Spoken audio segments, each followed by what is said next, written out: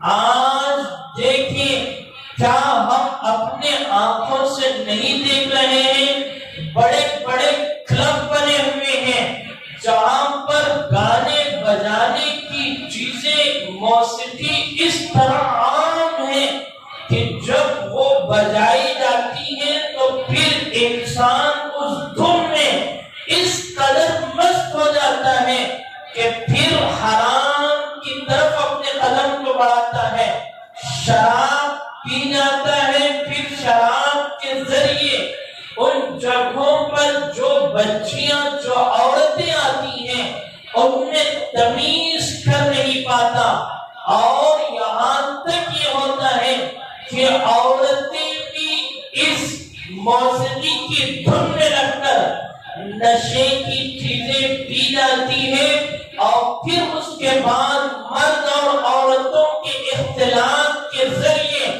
زنا کا جو ننگا ناچ ہوتا ہے، العیاذ باللہ، اللہ ہم سب کی حفاظت فرمائے۔ قرآن کا حکم قیامت تک کے لیے رہبری ہے۔ اللہ نے فرمایا کہ اس گانے بجانے کے ذریعے شراب عام ہوگی اور زنا عام ہوگا، بے حیائی عام ہوگی۔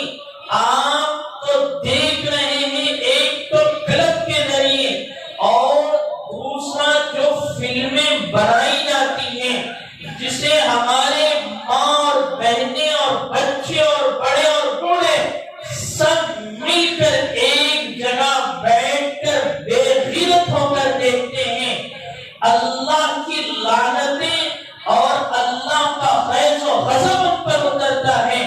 وہ بھی ان موسیقی اور ان گانوں کے ذریعے ان فلموں کو اچھے سے اچھے طرح بنا کر لوگوں کے سامنے پیش کرتے ہیں تاکہ لوگ ان کو دیکھ کر اپنی زندگی کو تباہ کر لیں، اور خصوصاً مسلمان جو ایمانی جذبہ رکھتے ہیں ان کا جذبہ ختم ہو جائے۔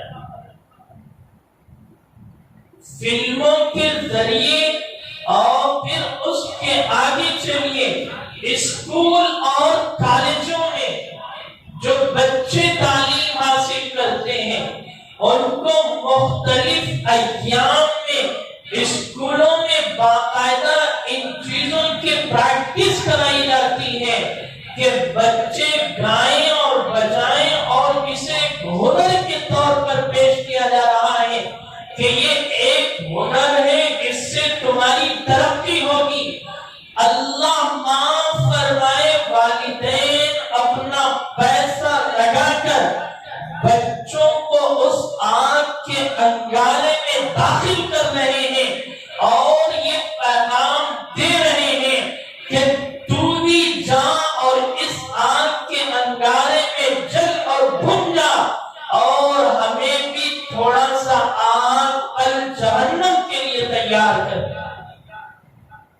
خود پیسہ دے کر آگ اور جہنم کی خریداری والدین کر رہے ہیں۔ تو یہ موسیقی کی تباہیاں اور گانے بجانے کی جو شیطانی مکاریاں ہیں وہ ان جگہوں سے ہمارے گھروں میں داخل ہو رہی ہیں۔ ہماری ذمہ داری بنتی ہے کہ ہم امت مسلمان کو یہ بات سمجھائیں اور اس سے اس کی حفاظت کی کوشش کریں۔ بچے بڑے تو بڑے، بچے جو معصوم ہوتے ہیں وہ بھی اس کے شکار ہو رہے ہیں۔ شیطان کسی کو نہیں چھوڑتا۔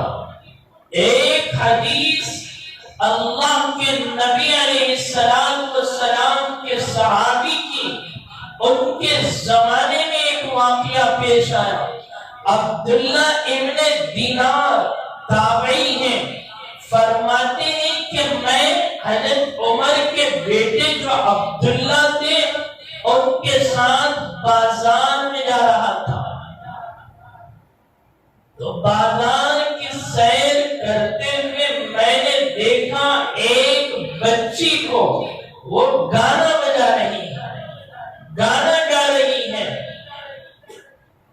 تو عبداللہ ابن عمر نے فرمایا کہ شیطان اگر اپنے کام سے کسی کو محفوظ رکھتا، بچاتا، تو یہ بچی تھی، لیکن شیطان نے اس بچی کو تک نہیں چھوڑا۔ یعنی اس روایت سے یہ بات پتہ چلتی ہے کہ شیطان بڑے سے بڑوں پر حملہ تو کر جاتا ہے، لیکن یہ گانا بجانا اتنی منحوس چیز ہے کہ چھوٹے سے چھوٹے بچوں پر بھی شیطان رحم نہیں کھاتا۔ آج کیا ہمارے گھر اور ہمارے بچے اور ہماری چھوٹی چھوٹی بچیاں اس کی عادی نہیں ہو کے جا رہی ہیں؟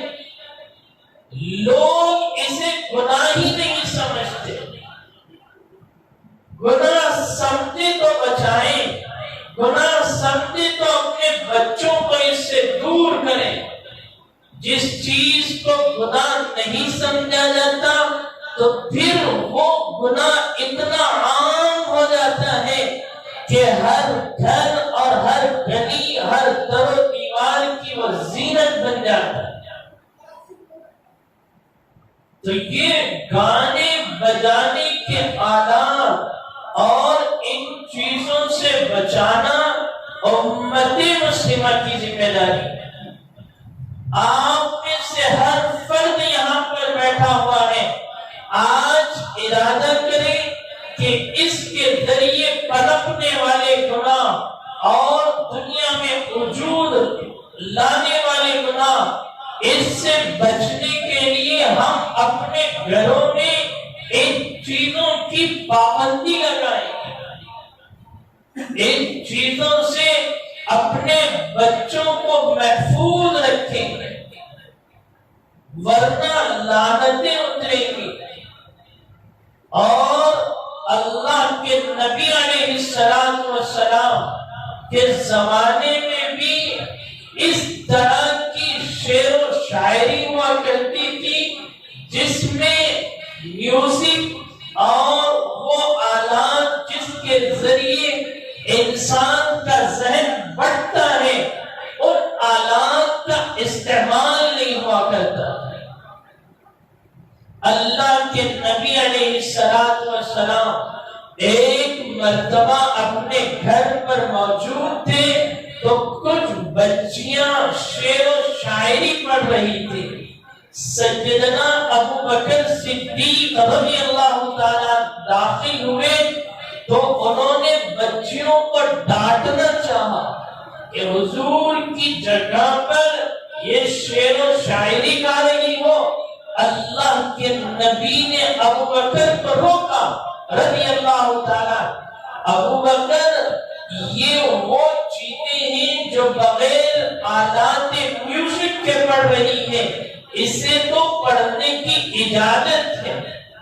تو ایسی چیزیں جس میں میوزک نہ ہو، دف نہ ہو، ڈھول باجا نہ ہو، ایسے اشعار پڑھنا اور سننا، اور وہ بھی وہ اشعار جو ایمانی ہو، اللہ کے نبی کی محبت سے بھرے ہوئے ہو، ان اشعار کو سنا جائے۔ کہیں ایسا نہ ہو کہ حضرت نے کہہ دیا تو بے حیائی کے اشعار سنے جا رہے ہیں۔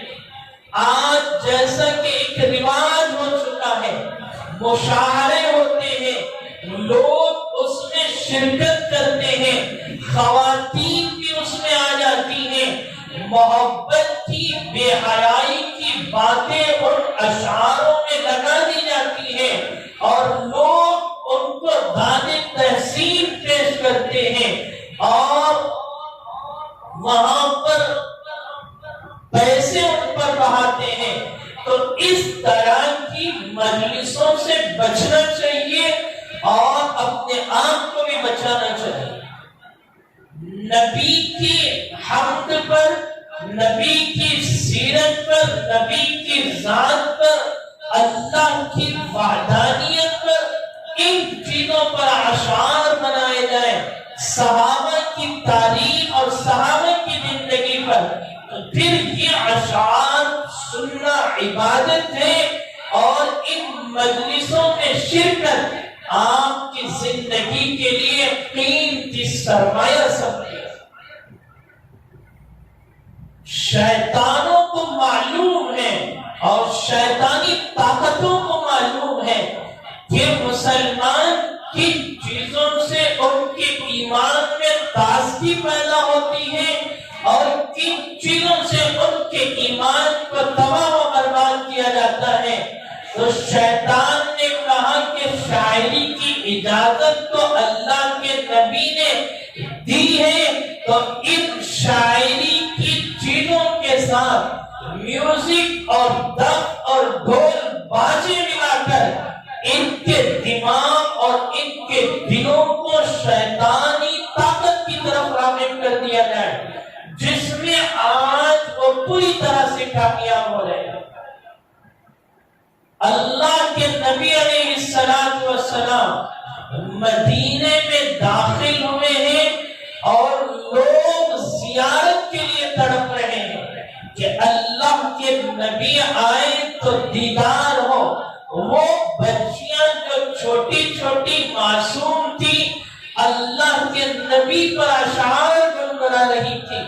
طلع البدر علینا من ثنیات الوداع وجب الشکر علینا ما دعا للہ داعی۔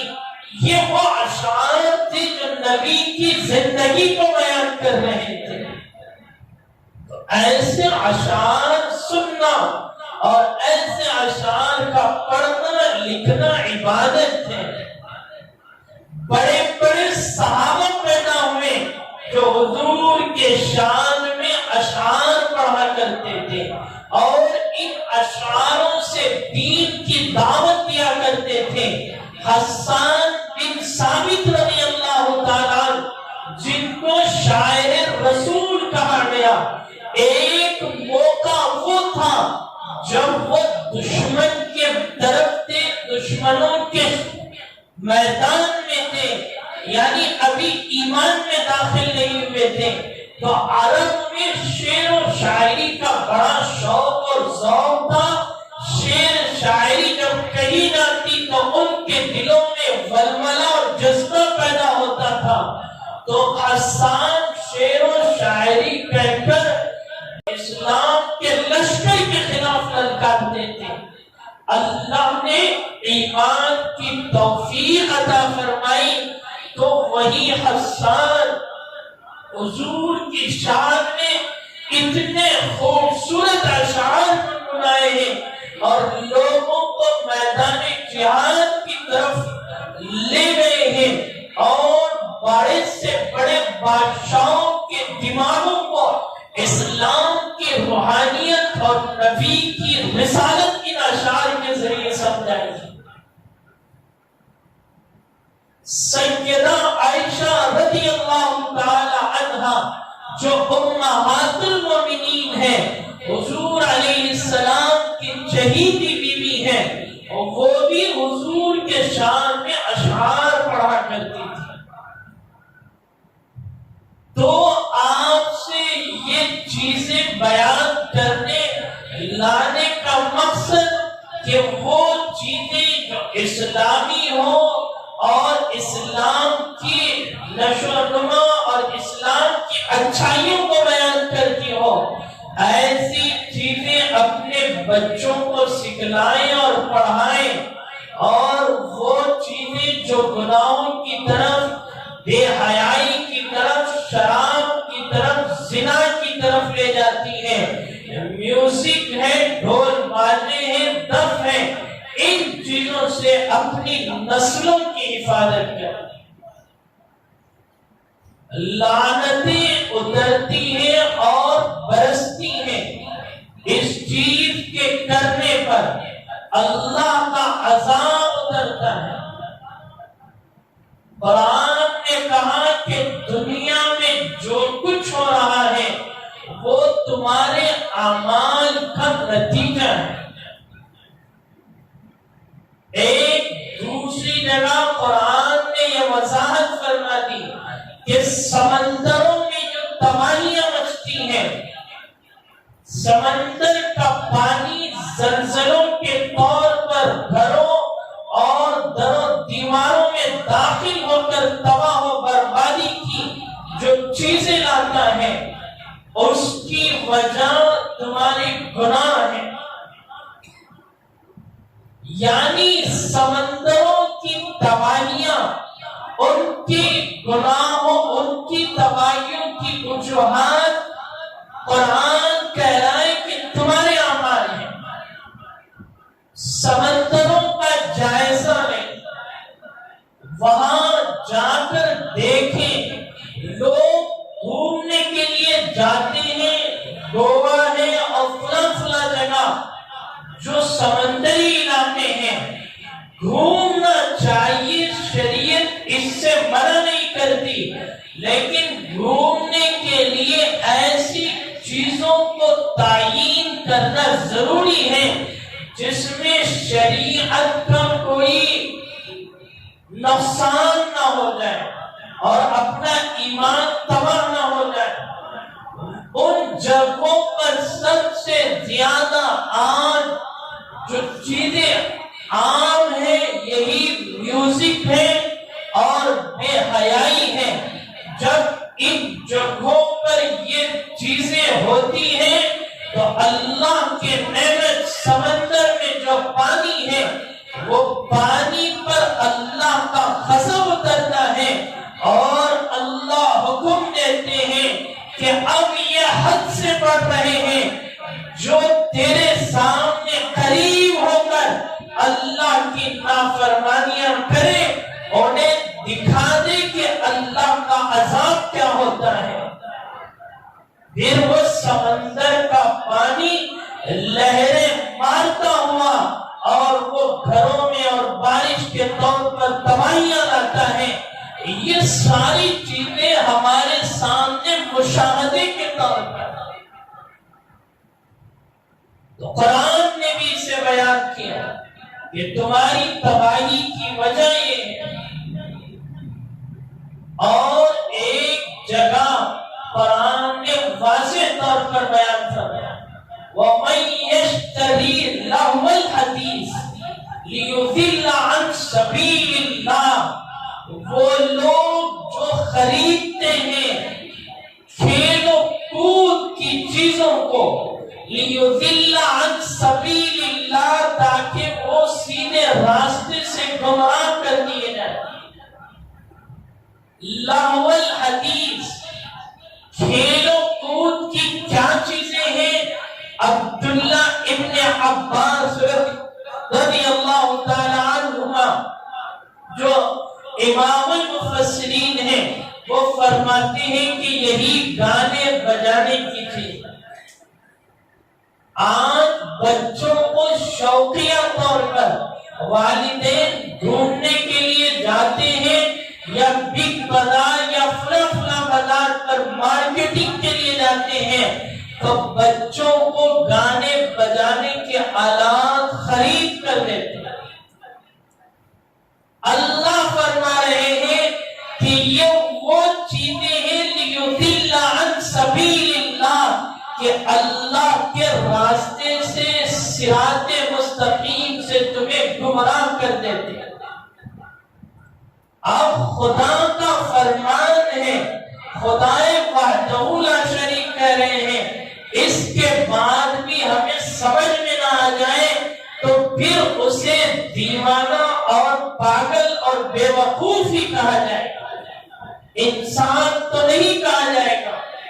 کہ خدا اس طرح کھول کھول کر اپنے چاہنے والے بندوں کو اپنے عذاب اور جہنم کی وعیدوں سے بچانے کے لیے کہ کھیل کود کے لیے کن چیزوں کا استعمال بچوں کو دینا چاہیے اور کن چیزوں کا استعمال نہیں ہونا چاہیے، یہ ساری چیزیں بتانے کے باوجود ہم اپنے بچوں کو ایسے آلات میں پھر آنے والی نسلیں رسوائی اور گناہوں اور تباہی کی طرف بڑھے.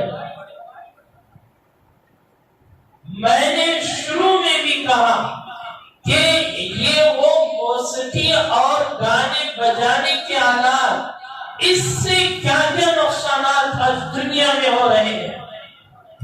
دنیا کے ممالک کا جائزہ کر لیجیے اور جہاں جہاں موسیقی اور میوزک نہیں ہے ان چیزوں کا محاسبہ کیجیے، وہاں تباہی ہی تباہی آئی ہے. آج حکومت کہتی ہے کہ عورتوں کی عزت کی حفاظت کی جائے، عورتوں کا مقام و مرتبہ بڑا ہے، ہم بھی کہتے ہیں، لیکن عورتوں کی تباہی اور ان کی عزت و عفت جن وجوہات کی وجہ سے داغدار ہو رہی ہے اس کی طرف حکومت کی نظر نہیں جاتی. حکومت سے کہا جائے کہ عورت پردے کی چیز ہے، اسے پردے میں رکھا جائے. جب یہ پردے سے باہر نکلتی ہے تو پھر انسان شیطان بن جاتا ہے. تو پھر در و دیوار پر بڑے بڑے پوسٹروں پر اور صابن اور شیمپو اور مختلف قسم کی جو چیزیں خریدی جاتی ہے وہاں ننگی عورتیں ڈال دی جاتی ہیں، ان کی تصویریں لا دی جاتی ہیں. تو ملک زنا کی طرف بڑھے گا، بے حیائی کی طرف بڑھے گا یا اچھائی کی طرف بڑھے گا؟ اسی طرح میوزک ہے، اگر اسے بھی لگام لگا دیا جائے تو پھر دیکھیے کہ شراب کا پرسنٹیج کم ہو جائے گا، بے حیائی کم ہو جائے گی، اور اس کے علاوہ اور بھی بہت سارے گناہ جیسے زنا ہے، انسان نشے میں اور دوسری چیزوں میں لگ کر جاتا ہے، یہ ساری چیزیں خود بخود ختم ہو جائیں. یعنی گانا بجانا یہ اللہ کے نبی نے فرمایا کہ گناہوں کا یہ سردار ہے. یعنی جتنے گناہ ہیں ان سارے گناہوں کو وجود میں لانے کے لیے صرف ایک چیز کافی ہے، وہ میوزک ہے، دف ہے اور پھر ڈھول باجے ہیں. اس کے ذریعے خود بخود گناہ آپ ہو جاتے ہیں.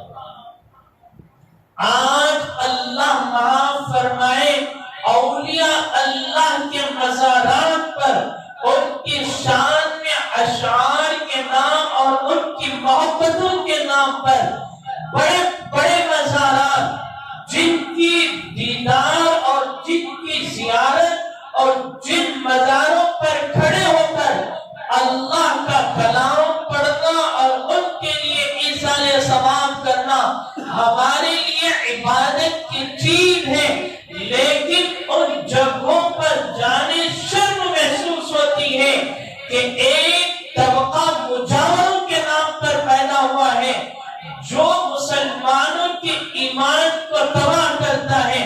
نہ ان کو نماز سے مطلب ہے نہ روزے سے مطلب ہے، صرف انہیں اپنا جیب گرم کرنا ہے اور امت کو تباہی کی طرف لے جانا ہے.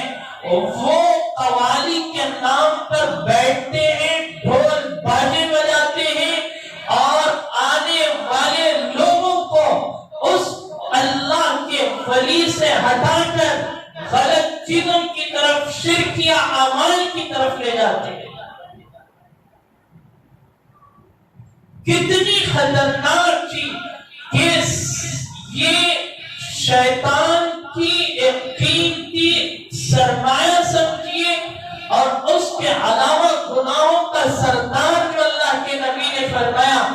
جب یہ چیز اچھی جگہوں پر جو درگاہیں ہیں جن کی حفاظت ہماری ذمہ داری ہے وہاں پر جب یہ چیزیں داخل ہوئی تو وہاں سے بھی ایمان اٹھنے لگا ہے. محرم کا مہینہ آتا ہے اور دوسرے مواقع مسلمان میلاد النبی منا ربیع الاول آنے والا ہے، تو ان چیزوں سے جلوسوں کو روشنا اور آشنا کرتے ہیں۔ مسجد میں نماز چلتی ہے، نماز پڑھنے کا نہ کسی کو شوق ہوتا ہے، وہاں ڈھول باجے میں اللہ کی نبی کے محبت کا نام لے کر ناچتے ہیں اور گاتے ہیں اور اللہ کے نبی کے نام کو بدنام کرنے کی کوشش کرتے ہیں۔